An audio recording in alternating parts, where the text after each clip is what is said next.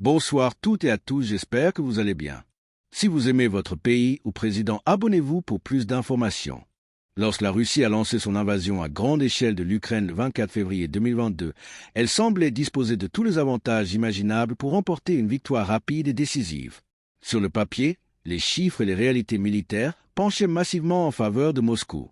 La Russie alignait une armée nettement plus grande en effectifs, un budget militaire plusieurs fois supérieur, un arsenal d'équipements modernes et anciens beaucoup plus vaste, des commandants censés être expérimentés et une doctrine militaire héritée de décennies de préparation à la guerre conventionnelle à haute intensité.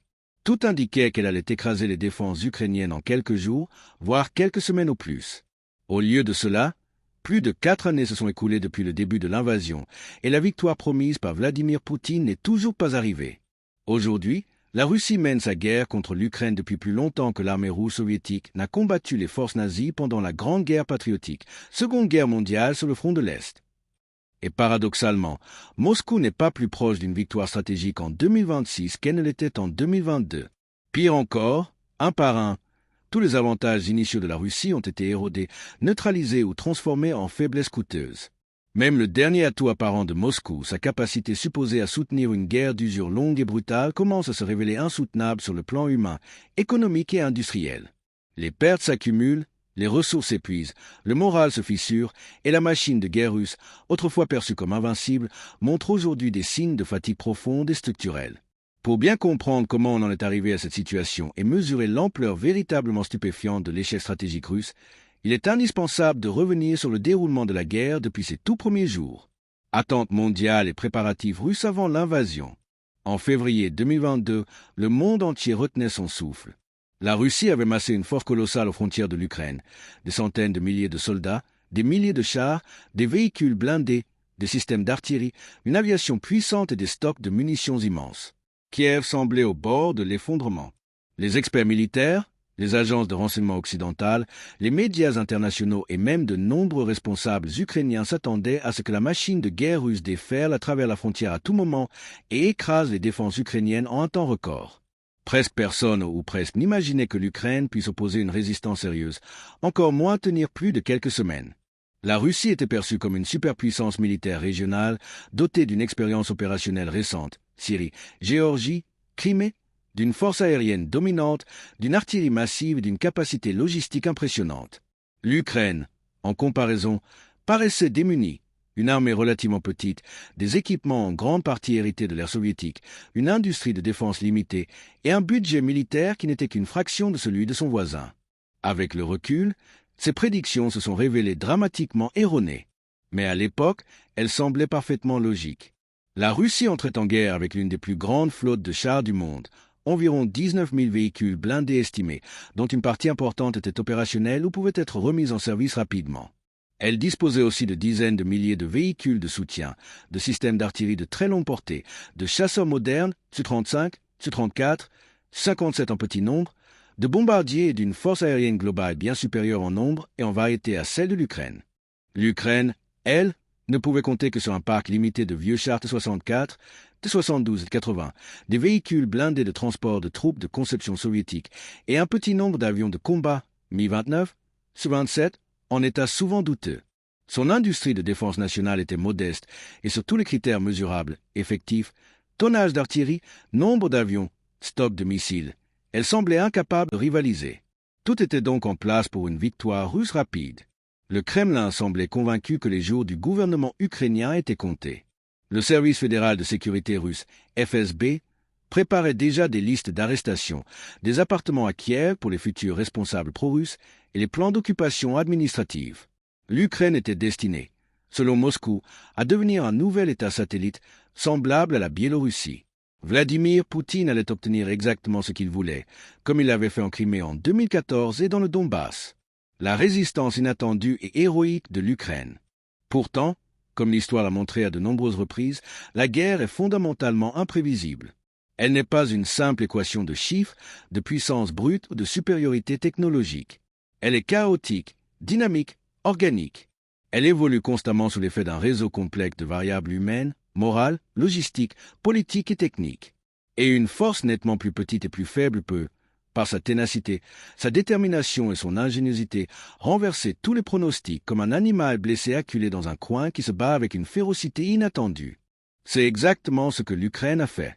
Dès les premières heures de l'invasion, alors que les colonnes russes avançaient sur plusieurs axes, Kiev, Kharkiv, Mariupol, Kherson, la résistance ukrainienne a surpris tout le monde, y compris Moscou. Au début, l'Ukraine a eu du mal à s'organiser face à l'ampleur de l'attaque. Mais très vite, la situation a commencé à changer. Les hypothèses de départ, celles de la Russie et de la plupart des observateurs, se sont effondrées les unes après les autres. Des millions d'Ukrainiens ont décidé de défendre leur pays. Des civils sans aucune expérience militaire ont pris les armes, rejoint les unités territoriales de défense, fabriqué des cocktails Molotov, creusé des tranchées, dressé des barrages routiers. Même avec un entraînement minimal, ils ont fait preuve d'un courage exceptionnel et d'une volonté absolue de protéger leurs terres, leur famille et leur indépendance. Les commandants russes pensaient que la supériorité numérique et matérielle leur permettrait de marcher sur Kiev en quelques jours. Cela ne s'est pas produit. Malgré des pertes terribles et des crimes de guerre atroces, Boutcha, Irpin, Mariupol, la société ukrainienne s'est mobilisée comme rarement dans l'histoire contemporaine.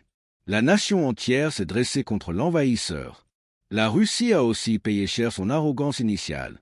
Persuadée d'une victoire facile, elle n'a pas exploité pleinement ses avantages au début. Elle n'a pas cherché à obtenir la supériorité aérienne totale dès les premiers jours, alors qu'elle disposait d'une force aérienne bien supérieure. Elle a commis des erreurs logistiques majeures, sous-estimé la résistance ukrainienne, mal planifié ses axes d'attaque et surestimé la désorganisation supposée de l'adversaire.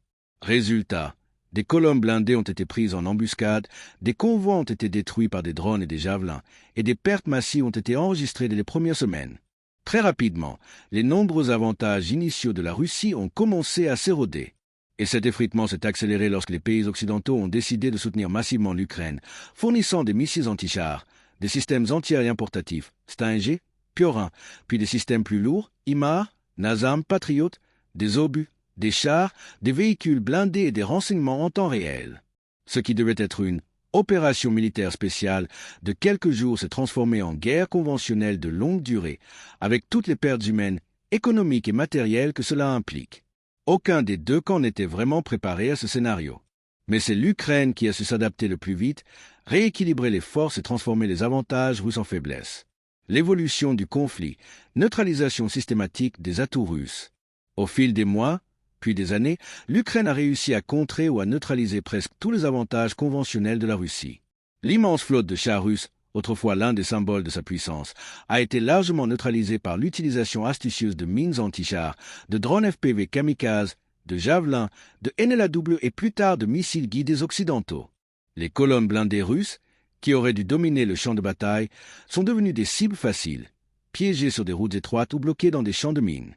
L'avantage aérien russe, théoriquement écrasant au début, n'a jamais été pleinement exploité.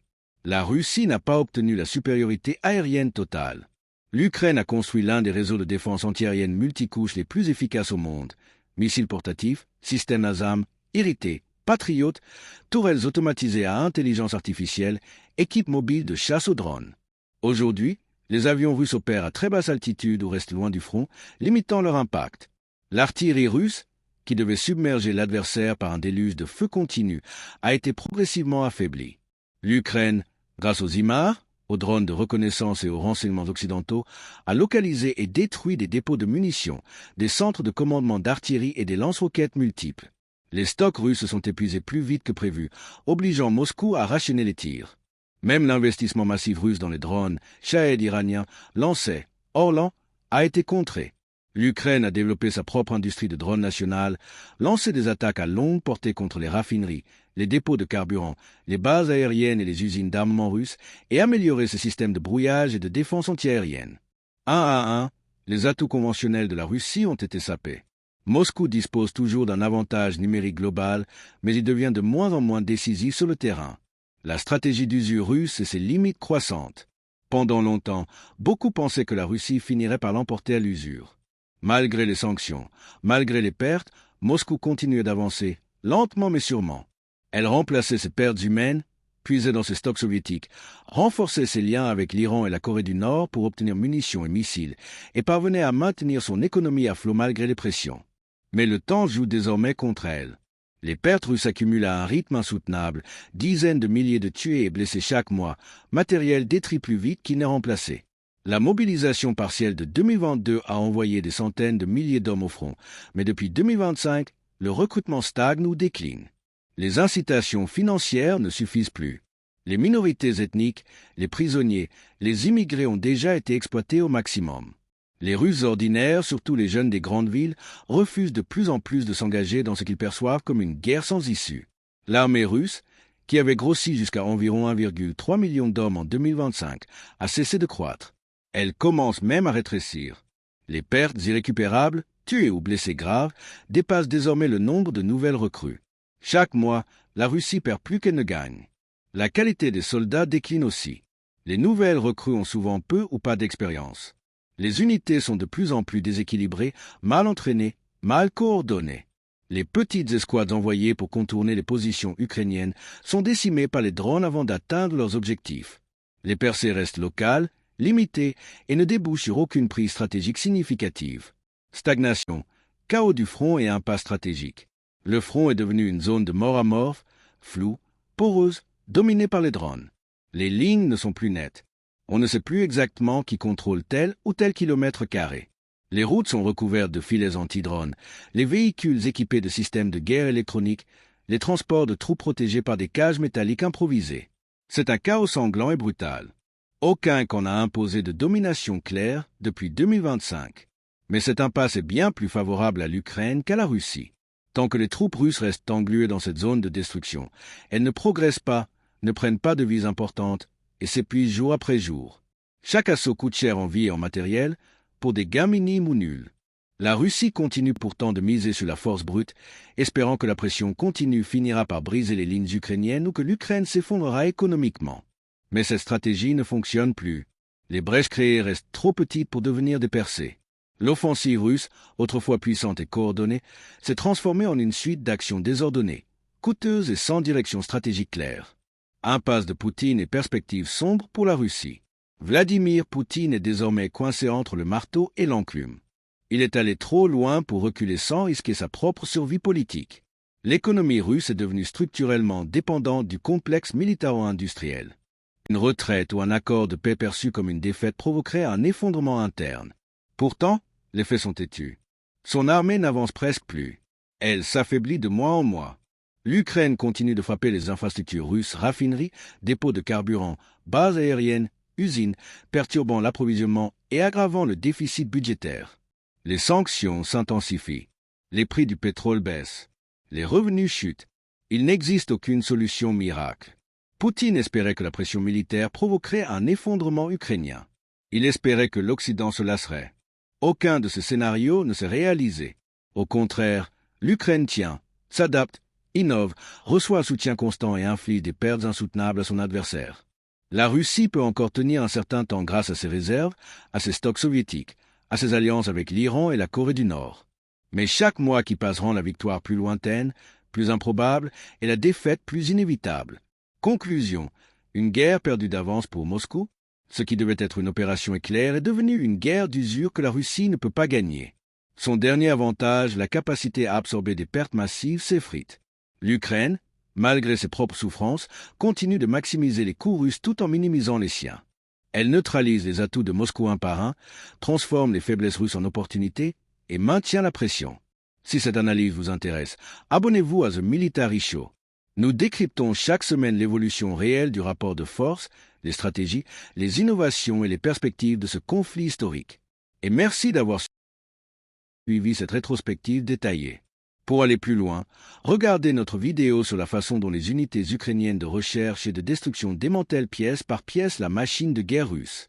À très bientôt. M.